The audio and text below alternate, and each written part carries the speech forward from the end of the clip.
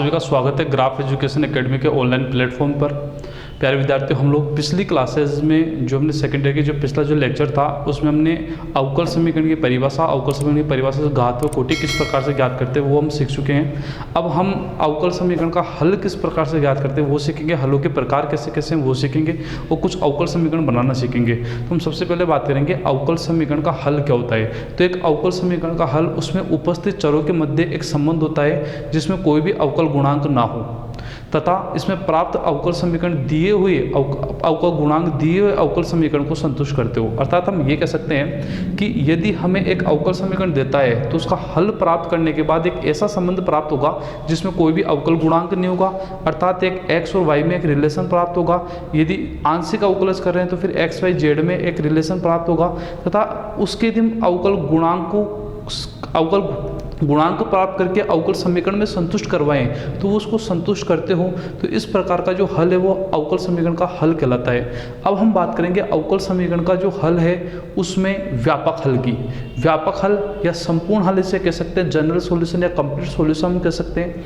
किसी अवकल समीकरण का व्यापक हल जो है वह एक ऐसा हल होता है जिसमें अवकल समीकरण की कोटि के बराबर स्वैच्छिक अचर मौजूद हों। अर्थात अवकल समीकरण कोटि 2 है तो फिर स्वैच्छिक जो अचर आते हैं, आर्बिट्ररी कांस्टेंट आते हैं, वो भी हमारे पास कितने होंगे? 2 होंगे। तो अवकल समीकरण की कोटि के बराबर यदि स्वैच्छिक अचर हमें मौजूद हों तो इस प्रकार का जो अवकल समीकरण है, इस प्रकार का जो हल है वह एक व्यापक हल या जनरल सॉल्यूशन कहलाता है। अब यदि हम इस जनरल सॉल्यूशन में स्वैच्छिक अचरों को कोई विशिष्ट मान दे देते हैं तो इस प्रकार का जो हल है वह एक विशिष्ट हल कहलाता है, एक पर्टिकुलर सॉल्यूशन कहलाता है। तो हम कह सकते हैं पर्टिकुलर सॉल्यूशन क्या होगा कि जो हमें व्यापक हल प्राप्त हुआ है उसमें स्वैच्छिक अचरों को कोई विशिष्ट मान दे दिए गए हैं। मान देने के लिए हमें कुछ कंडीशन देता है तो उन कंडीशन से हम लोग वैल्यू का मान, अचर का मान निकाल लेते हैं। तो अचर का मान निकालने के बाद जो सॉल्यूशन प्राप्त होता है वह एक विशिष्ट हल कहलाता है। अब हम बात करने वाले हैं विचित्र हल की, कि विचित्र हल जो है वो सिंगुलर सॉल्यूशन जो है वह क्या होता है। तो अब हम बात करते हैं सिंगुलर सॉल्यूशन क्या होगा। किसी अवकल समीकरण के हल में विशिष्ट मान देने के बाद भी उसका हल प्राप्त नहीं होता है तो इस प्रकार का जो हल है वो विचित्र हल कहलाता है। या हम ये भी कह सकते हैं किसी अवकल समीकरण को हल करने पर व्यापक हल के द्वारा प्रदत्त जो वक्र हमें प्राप्त होते हैं उनका एक एनालोग का अस्तित्व होता है। उस एनालोग का जो समीकरण है वह भी अवकल समीकरण का हल कहलाता है। तो हम ये कह सकते हैं किसी अवकल समीकरण के वक्रों के एनालोग का यदि अस्तित्व होता है तो एनालोपी सॉल्यूशन जो है वह एक विचित्र हल कहलाता है। अब हम बात कर लेते हैं प्रारंभिक मान समस्याओं की, कि प्रारंभिक मान समस्या कैसे हम प्राप्त करते हैं, इनिशियल वैल्यू प्रॉब्लम कैसे प्राप्त करते हैं। तो किसी अवकल समीकरण में विशिष्ट मान प्राप्त करने के लिए, स्वैच्छिक अचरों के विशिष्ट मान प्राप्त करने के लिए यदि सभी शर्तें एक ही बिंदु पर दी गई हो तो हम कहते हैं इस प्रकार की जो समस्या है वह हमारे पास प्रारंभिक मान समस्या कहलाती है, इनिशियल वैल्यू प्रॉब्लम कहलाती है। दूसरी हमारे पास होती है boundary value problem. Boundary value problem में क्या होगा कि आपको विशिष्ट हल निकालने के लिए जो भी शर्तें दे रखी है वह एक से अधिक बिंदु पे दी गई हो। यदि एक से ज़्यादा बिंदु पे यदि शर्तें दी गई हैं तो इस प्रकार का जो हल है वह एक परिसीमा मान समस्या कहलाएगा। तो हमने बात कर ली प्रारंभिक मान समस्या की, इनिशियल वैल्यू प्रॉब्लम की, और हमने बात कर ली है परिसीमा मान समस्या की, बाउंड्री वैल्यू प्रॉब्लम की, जिनमें बिंदु की स्थिति के आधार पर यदि एक ही बिंदु पर हमें एक ही शर्त पर यदि विशिष्ट हल ज्ञात करने हैं एक ही बिंदु पे तो प्रारंभिक कहलाएगी। एक से ज़्यादा बिंदु है तो उस कंडीशन में हम उसे बोलेंगे परिसीमा मान समस्याएं। अब हम बात करते हैं अवकल समीकरण को हल करने के हमारे पास मेथड, अलग अलग मेथड क्या हैं उसके ऊपर अब हम बात करते हैं। आइए अब हम कुछ अवकल समीकरण प्राप्त करते हैं जो कि हमें व्यापक हल दे रखे, जनरल सॉल्यूशन दे रखे, उनके लिए हम लोग अवकल समीकरण प्राप्त करेंगे। तो फर्स्ट जो क्वेश्चन हमारे पास वो ये है, आप देख सकते हैं। तो क्वेश्चन जो है वो हमारे पास है एक्स वाई बराबर ए की पावर एक्स प्लस बी की power minus x plus x square. यह हमारे पास एक क्वेश्चन ले रखा है। इस क्वेश्चन के लिए हमें इसका अवकल समीकरण प्राप्त करना है, तो सबसे पहले हमने अवकल समीकरण प्राप्त करते हैं उसके लिए एक डेफिनेशन में एक बात पढ़ी है कि जितने आर्बिट्ररी कोष्टेंट हमारे पास होते हैं, जैसे यहाँ पे देख सकते हैं ए और बी दोनों आर्बिट्ररी कोष्टेंट है, तो यदि हमारे पास जितने आर्बिट्ररी कोष्टेंट हैं वह उतनी ही कोटि का अवकल समीकरण प्राप्त होता है, अर्थात हमें उतनी ही बार अवकलन करना पड़ेगा, तो हमें उतनी बार उसका डिफरेंशिएशन करेंगे। तो यहाँ पे देखो आर्बिट्ररी कोष्टेंट 2 हैं, तो 2 आर्बिट्ररी कोष्टेंट है, तो इसकी जो डिफरेंशिएशन करेंगे वो भी हम 2 टाइम्स करेंगे। तो आइए देखते हैं, बस इसका 2 बार डिफरेंशिएशन करते हैं और 2 बार डिफरेंशिएशन करने के बाद दोनों आर्बिट्ररी कोष्टेंट जो है उनको रिमूव करना होता है, दोनों आर्बिट्ररी कोष्टेंट को आपको हटाना होता है। तो इस प्रकार से हमें एक अवकल समीकरण प्राप्त होगा।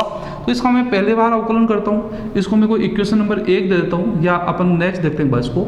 तो मैं इसको कुछ इस प्रकार से लिख सकता हूँ, इसका डिफरेंशिएशन कर रहा हूँ मैं एक्स के रेस्पेक्ट में डिफरेंशिएशन कर रहे हैं हम लोग। तो एक्स को छोड़ेंगे, वाई का डिफरेंशिएशन हो गया dy upon dx, plus y को छोड़ा एक्स का डिफरेंशिएशन हो गया 1 बराबर ए की पावर एक्स का e की पावर एक्स होता है। फिर अपन बात करेंगे प्लस बी ई की पावर माइनस एक्स का डिफरेंशिएशन e की पावर माइनस एक्स, और माइनस एक्स का -1, तो ये हो जाएगा माइनस में एक्स स्क्वायर का हो गया 2x। ठीक है, अब आइए हम इसका दोबारा डिफरेंशिएशन करते हैं। दोबारा डिफरेंशिएशन करेंगे तो ये होगा x को छोड़ा dy अपॉन dx का किया, तो d square y upon d x square plus dy upon dx को मैंने छोड़ दिया यहाँ पे, तो प्लस x का किया तो x का 1 हो गया, y का करेंगे dy अपॉन dx हो गया। ठीक है, a e की पावर x का ऐसे कैसे माइनस बी ई की पावर माइनस एक्स, और माइनस एक्स का प्लस हो जाएगा, और 2x का जो है वो मेरे पास हो गया 2। ठीक है, अब ध्यान दे बार अपने को यहाँ से a और b, ये हमारे पास 3 इक्वेशन बन चुकी हैं। यहाँ से a और b को हटाना है, तो हटाने का सबसे अच्छा तरीका यहाँ पे है कि आप ये वैल्यू निकाल लो यहाँ से। तो मैं यहाँ से देखो यदि वैल्यू निकालता हूँ तो कुछ ऐसे निकल के आती है, a e की power x plus b e की पावर माइनस एक्स जो है वो बराबर है x y minus x square के। इसको यदि उधर भेजे तो आप कह सकते हैं कि ये जो वैल्यू है a e की power x plus b e की पावर माइनस एक्स, ये बराबर है x y minus x square के। तो ये वैल्यू आप इक्वेशन नंबर फर्स्ट इसको दे दें। इक्वेशन फर्स्ट है, मैं यहाँ पे इसकी वैल्यू चेंज कर रहा हूँ, तो कुछ ऐसा होगा x d square y upon d x square plus 2 d y upon d x बराबर, ये पूरी की पूरी वैल्यू चेंज हो रही है। कितनी हो रही है वैल्यू? ये हो रही है x y minus x square plus 2। तो इस प्रकार से आप डिफरेंशियल इक्वेशन जो है वो प्राप्त कर सकते हैं। देखिए 2 कोटि की डिफरेंशियल इक्वेशन है ये, क्योंकि यहाँ पे हमारे पास जो आर्बिट्ररी क्वेश्चन थे वो भी 2 थे, तो 2 आर्बिट्ररी क्वेश्चन थे, तो हमें जो डिफरेंशियल इक्वेशन आई है वो भी हमें 2 कोटि की प्राप्त हो रही है। आप देख सकते हैं 2 बार डिफरेंशिएशन किया है, तो एक 2 कोटि की जो हमारे पास एक अवकल समीकरण प्राप्त हुई है। आइए हम नेक्स्ट देखते हैं। दो नेक्स्ट जो है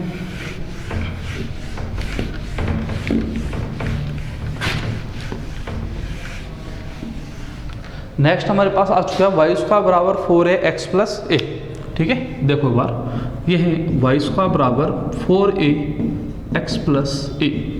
इस डिफरेंशियल इक्वेशन के लिए हम लोग सॉल्यूशन इसका इस जनरल सॉल्यूशन के लिए हम लोग डिफरेंशियल इक्वेशन प्राप्त करते हैं। तो देखिए आप एक बार यहाँ पे आर्बिट्ररी कांस्टेंट कितने हैं, तो यहाँ पे एक ही आर्बिट्ररी कांस्टेंट है, स्मॉल है, ये आर्बिट्ररी कांस्टेंट है, तो इस एक ही आर्बिट्ररी कांस्टेंट को हटाना है। इसका मतलब हमें डिफरेंशिएशन जो है वो भी एक ही बार करना पड़ेगा।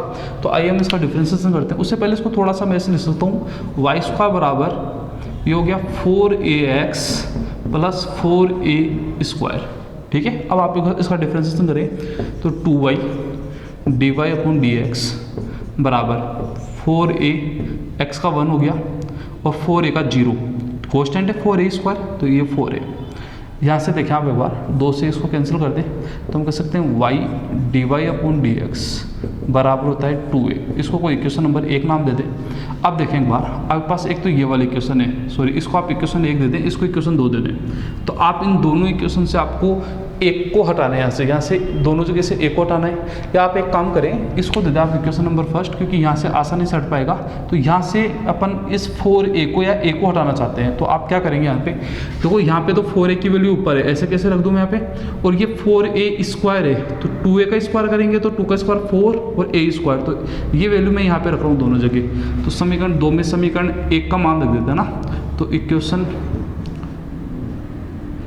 2 से इक्वेशन 1 में मान रखने पर, तो ऐसे कुछ हम मान रखने वाले हैं। ठीक है, देखो ये मान रखूंगा तो ये कुछ ऐसा होगा वाई स्क्वायर बराबर 4a की वैल्यू पूरी थी। ठीक है, तो ये है 2y dy अपॉन dx।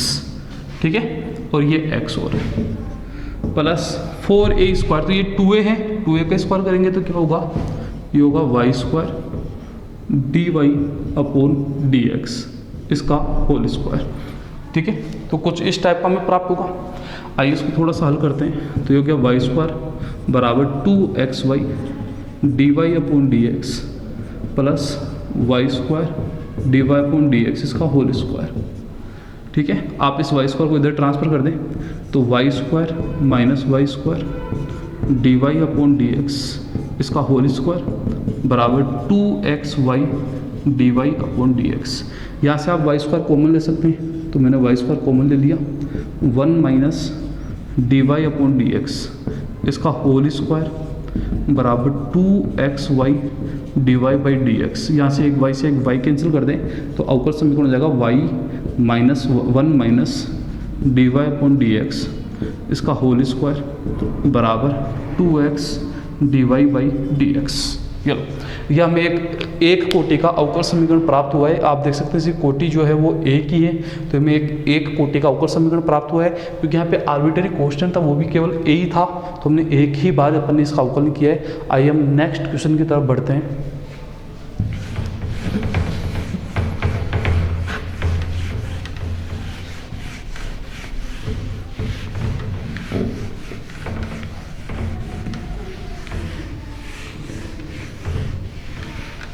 देखिए, तो ये नेक्स्ट क्वेश्चन वो आ चुका हमारे पास, y² बराबर mx प्लस सी है।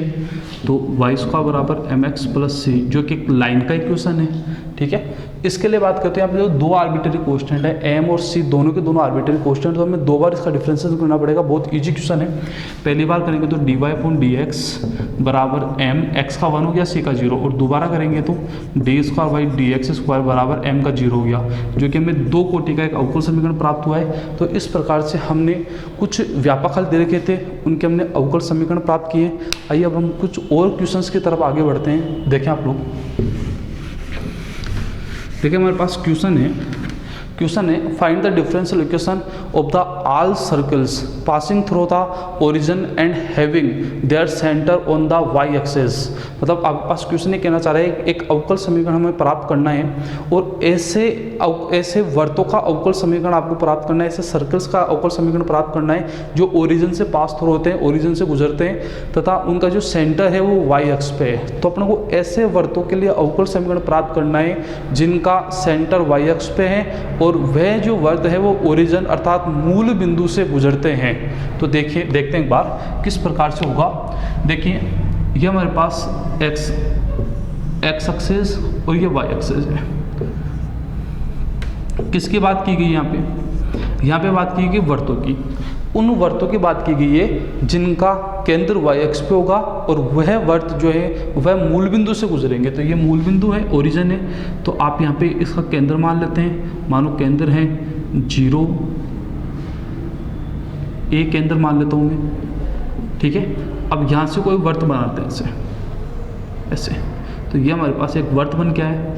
अब ये मूल बिंदु से यदि गुजरता है तो इसकी त्रिज्या भी कितनी हो गई, ए।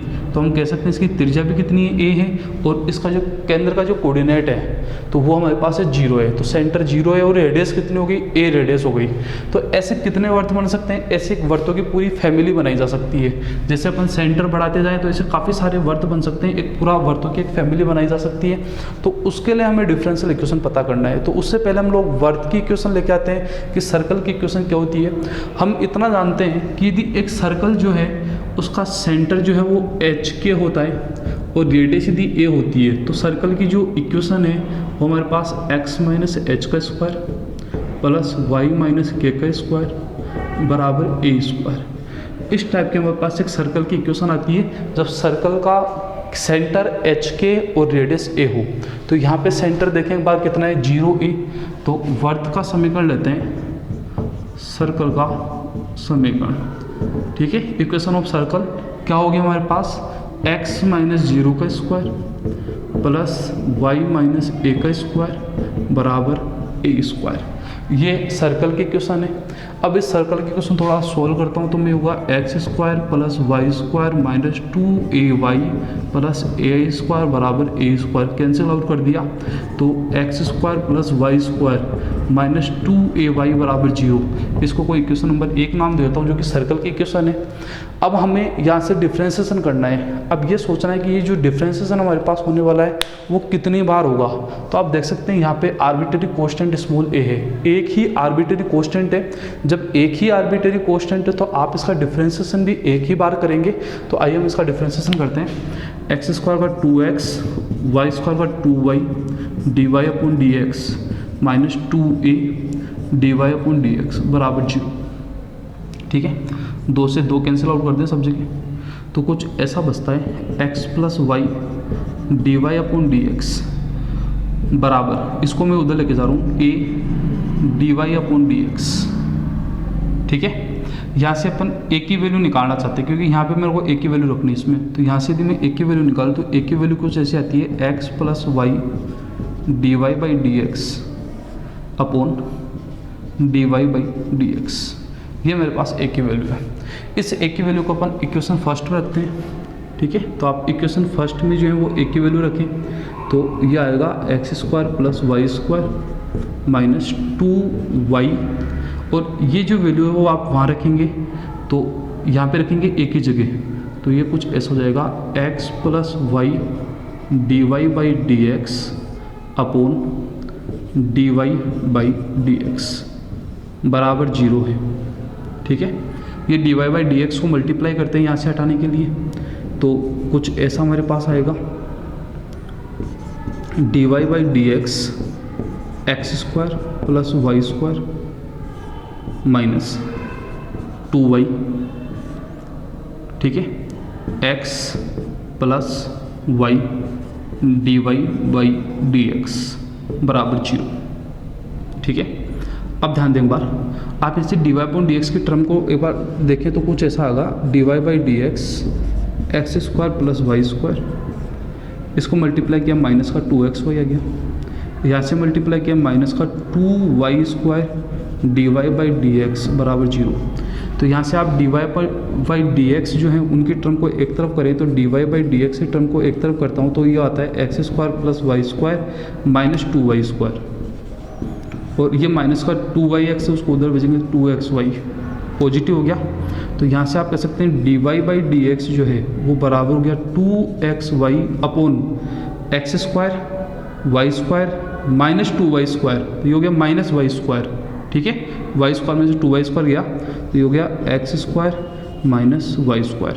तो ये हमें एक डिफरेंशियल इक्वेशन जो है वो हमें प्राप्त हुई है d y by d x बराबर 2xy x square minus y square. ऐसे वर्तों की डिफरेंशियल इक्वेशन में प्राप्त हुई है जिनका केंद्र जो है वो वाई अक्ष पे है और जो वर्त हैं वह मूल बिंदु से गुजरते हैं अर्थात ओरिजिन से गुजरते हैं। ठीक है, आइए हम नेक्स्ट क्वेश्चन की तरफ बढ़ते हैं। नेक्स्ट क्वेश्चन जो है वह हमारे पास है find the differential equation of all parabolas whose axis is axis of x. मतलब ऐसे पैराबोला के हमें डिफरेंशियल इक्वेशन पता करनी है जिनकी अक्ष जो है वो एक्स अक्ष होगी। ठीक है, तो ऐसे हम पैराबोला की डिफरेंशियल इक्वेशन पता करेंगे। तो आइए हम देखते हैं कि ऐसे पैराबोला जो है उनकी एक फैमिली कैसे जनरेट कर सकते हैं। तो पहले हम बात करेंगे, ये मेरे पास एक पैराबोला है और ये एक्स एक्सिस यहाँ पे, ये वाई एक्सिस, ये मूल बिंदु ओरिजिन पॉइंट है और ये हमारे पास कोई पैराबोला है। इस पैराबोला का जो शीर्ष है वो मेरे पास है h0 और अक्ष जो है वो x अक्ष है। तो यहाँ पे इसकी नाभि होगी कोई s नाभि होगी। तो s नाभि के कोऑर्डिनेट क्या ले, तो ये जो डिस्टेंस है वो स्मॉल a डिस्टेंस है।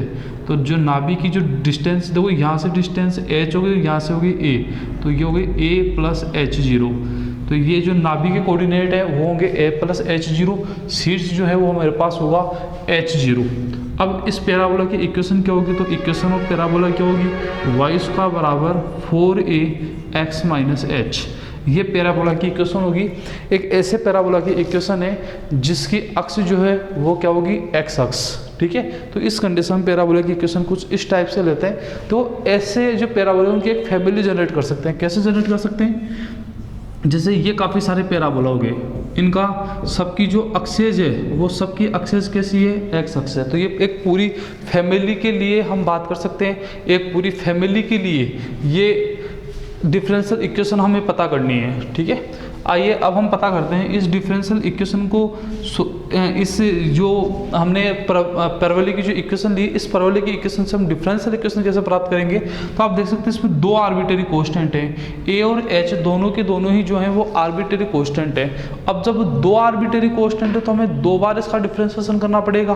तो हमें ये पता है जितने आर्बिट्रेरी कांस्टेंट होते हैं उतनी ही बार इसका डिफरेंशिएशन करना होता है। तो आइए इसका दो बार डिफरेंशिएशन करते हैं, तो ये होगा 2y dy अपॉन dx बराबर, तो ये है 4ax, तो इसका डिफरेंशिएशन हो गया 4a और 4ah कोस्टेंट हो जाएगा, 4a को ऐसे गुणा करें, कोस्टेंट का डिफरेंशिएशन हो गया 0, 2 से 2 को कैंसिल कर दें तो कुछ ऐसा आता है y dy अपॉन dx बराबर 2a। अब हम क्या करते हैं, इसका वापस से डिफरेंशिएशन करते हैं दो बार, वापस से एक बार और करेंगे, इसका डिफरेंस होगा y को छोड़ेंगे, डी स्क्वायर वाई का d square y upon d x square हो जाएगा, फिर d y upon d x को छोड़ेंगे, फिर y का करेंगे तो y का होगा d y upon d x वापस से, और इधर कोस्टेंट का करेंगे तो कोस्टेंट का डिफरेंस होगा 0। तो ये पूरा हो गया y d square y upon d x square plus d y upon d x, इसका होल स्क्वायर बराबर 0। तो ये हमें एक डिफरेंशियल इक्वेशन आई है। आप देख सकते हैं इस डिफरेंशियल इक्वेशन में कोई भी आर्बिट्रेरी कांस्टेंट नहीं है। देखिए आप नेक्स्ट क्वेश्चन जो है वो हमारे पास है, find the straight line which satisfy the differential equation d y upon d x बराबर m and cut an intercept 3 on the y axes. यह हमारे पास क्वेश्चन है, एक ऐसी रेखा का हमें समीकरण प्राप्त करना है जो d y upon d x बराबर m इस अवकल समीकरण को संतुष्ट करती है तथा y अक्ष पर 3 इकाई का 3 यूनिट का इंटरसेप्ट करती है, अंतःखंड काटती है। ठीक है, तो देखें एक बार क्या बात की जा रही है। एक डिफरेंशियल इक्वेशन दे रखी है d y upon d x बराबर 3, इस d y upon d x बराबर 3 इस डिफरेंशियल इक्वेशन को लाइन जो है वो सेटिस्फाई करती है। ठीक है, और वो जो लाइन है वो कहाँ से पास होती है, तो जब वो लाइन जब पास होती है तो वो लाइन वाई एक्सिस से पास होती है, और कितना इंटरसेप्ट करती है, तो वो लाइन जब इंटरसेप्ट करती है वाई एक्सिस पे, तो लाइन का वाई एक्सिस पे इंटरसेप्ट जो है वो 3 है, इट मीन्स 0,3 से पास होती है। तो लाइन 0,3 से पास होती है और इस डिफरेंशियल इक्वेशन को सेटिस्फाई करती है, d y upon d x बराबर 3 इसको सेटिस्फाई करती है, और जब लाइन पास होती है तो 0,3 से पास होती है। ठीक है, तो हमें उस लाइन की इक्वेशन पता करनी है। तो देखिए डिफरेंशियल इक्वेशन गिवन है d y upon d x बराबर 3, तो मैं इसको ऐसा कुछ कर सकता हूँ डी वाई बराबर 3 डी एक्स। ठीक है, ऐसा कुछ कर सकते हैं हम लोग। आइए हम इसका समाकलन करते हैं। तो ये जो d y upon d x था इसको मैंने सेपरेट किया है अलग अलग, अब इसका समाकलन करो तो डी वाई का समाकलन हो जाएगा वाई, और 3 डी एक्स का समाकलन हो गया एक्स, प्लस समाकलन कोस्टेंट जो हम लोग लेके आते हैं इंटीग्रेशन कोस्टेंट, वो हो गया मेरे पास सी। अब देखो ये जो लाइन की इक्वेशन है ये लाइन कहाँ से पास हो रही है, 0,3 से, तो 0,3 जो है वह रेखा के समीकरण को संतुष्ट करता है, रेखा की समीकरण को संतुष्ट करता है। ठीक है, तो point 0,3 is satisfy with the line equation, इस लाइन की इक्वेशन को सेटिस्फाई करेगा। तो देखो सेटिस्फाई करा रहा हूँ मैं, 0,3 को सेटिस्फाई कर रहा हूँ, वाई की वैल्यू हो गई 3 और x की वैल्यू 0, तो 0 प्लस सी, तो सी की इक्वेशन कितनी हो गई 3। अब ये सी की इक्वेशन यहाँ पे पुट करेंगे तो इक्वेशन ऑफ लाइन क्या होगी, y equal to 3x plus 3, ये हमें लाइन की इक्वेशन आएगी। लाइन की इक्वेशन है y बराबर 3x प्लस 3 जो हमें पूछी गई थी।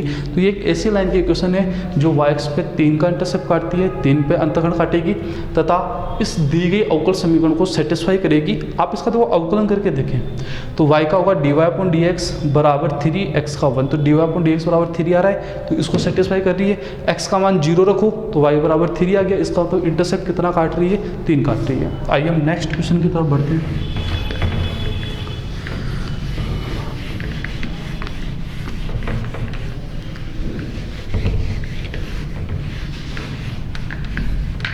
देखिए नेक्स्ट क्वेश्चन जो है वो हमें दे रखा है, show that y equal to x plus b upon y बराबर x plus b upon x is the solution of the following differential equation. हमें ये शो करना है कि वाई बराबर x plus b upon x जो है वह दी गई डिफरेंशियल इक्वेशन का हल होगा, ये हमें सिद्ध करना है। तो देखो हम एक सॉल्यूशन दे रखा है, वाई बराबर दे रखा है x plus b upon x, और एक डिफरेंशियल इक्वेशन भी हमें गिवन है। क्या डिफरेंशियल इक्वेशन गिवन है? तो वो हमें गिवन है x square d square y upon d x square plus x d y upon d x minus y बराबर 0। यह हमें एक डिफरेंशियल इक्वेशन दे रखी है, साथ में हमें ये एक हल दे रखा है। तो आपको ये सिद्ध करना है कि ये इसका एक हल होता है, ऐसा हमें सिद्ध करना है।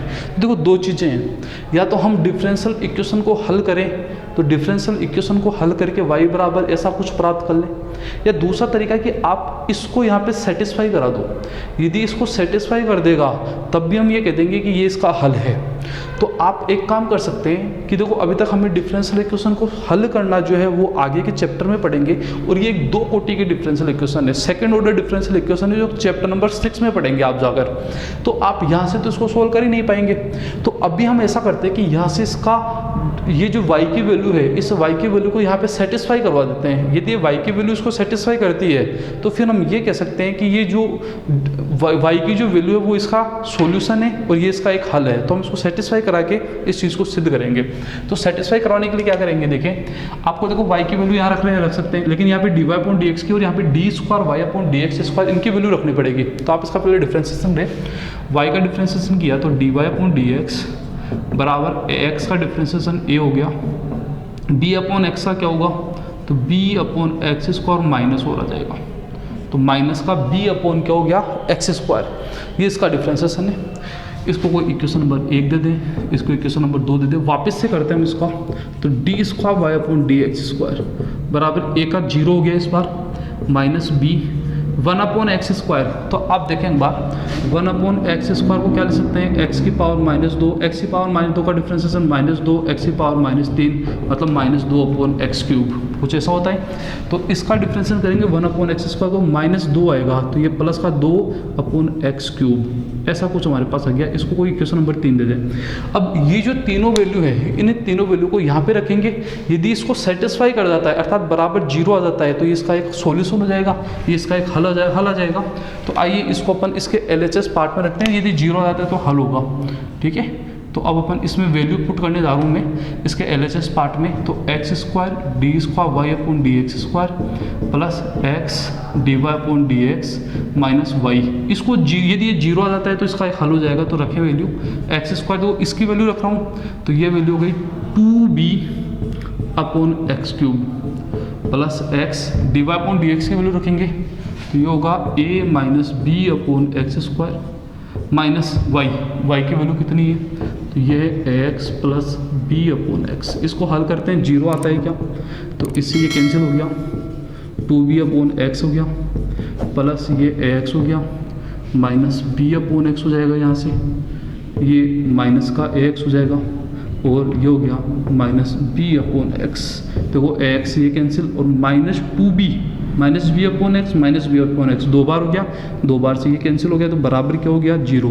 इट मीन्स y की ये वैल्यू जो है वो इस डिफरेंशियल इक्वेशन को सेटिस्फाई करती है, और जब डिफरेंशियल इक्वेशन को सेटिस्फाई करती है तो ये इसका एक प्रॉपर सॉल्यूशन होगा, ठीक है। तो ये इस डिफरेंशियल इक्वेशन के लिए सॉल्यूशन है। अब आप समझें बात, यदि हमें y की वैल्यू दे रखी उससे हम डिफरेंशियल इक्वेशन बनाते हैं तो कुछ ऐसी बन के आएगी, या हम ये भी कह सकते हैं इस डिफरेंशियल इक्वेशन को जब सोल्व करेंगे हम लोग चैप्टर नंबर 6 में जाकर, तो जब इसको सोल्व करेंगे तो ये जो y की वैल्यू आएगी यहाँ से वो इस टाइप की आएगी, x plus b upon x type की। तो इस प्रकार से हमने अवकल समीकरण बनाना सीखा है कि अवकल समीकरण किस प्रकार से बन के आते हैं, जो कि हमें कुछ व्यापक हल दे रखे थे। अब हम जब आगे के क्वेश्चंस में जाएंगे, आगे के जब चैप्टर में जाएंगे तो हम अवकल समीकरण को हल करना सीखेंगे।